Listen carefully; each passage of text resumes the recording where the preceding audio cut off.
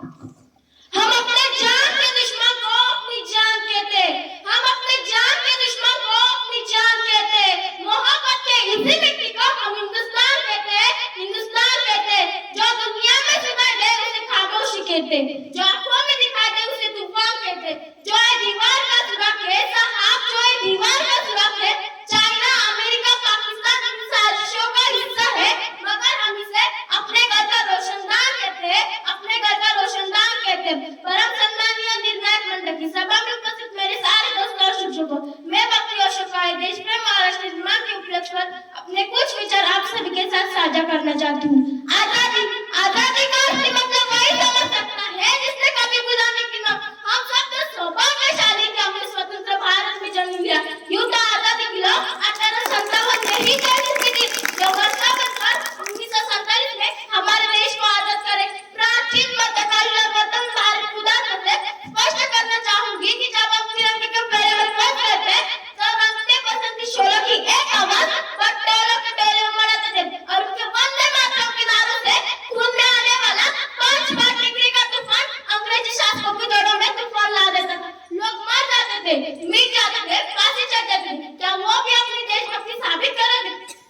उस दौर की देशभक्ति की कसौटी थी। वाले हालात पैदा होने के बावजूद भी एक माँ अपने बेटे को सड़क पर दुश्मनों की धज्जियां उड़ाने के लिए भेज देती थी और उसे पत्र लिखाकर भेजा करती थी कि अम्मा ने खत लिखा है बड़ी ही चाव से, अम्मा ने खत लिखा है बड़ी ही चाव से। पुत्र मेरे न घबरा जाना, एक इंच पीछे न हटना, चाहे इंच कट जाना, चाहे इंच कट जाना। इस तरह पूरा परिवार अपनी देशभक्ति साबित कर तब परिणाम लगता था, तब देश न जाने को, मर जाने को, मिट जाने को कहता था। किंतु आज देश न जाने को नहीं कहता, मर जाने को, मिट जाने को, फांसी चढ़ जाने को नहीं। मेरे विचारों में कोई व्यक्ति अपना काम पूरी ईमानदारी, पूरी लगन से करना तो वही सबसे बड़ा देशभक्त है। मैं नहीं मानती व्हाट्सएप और फेसबुक पर डीपी को 3 रंग में रंगना देशभक्ति।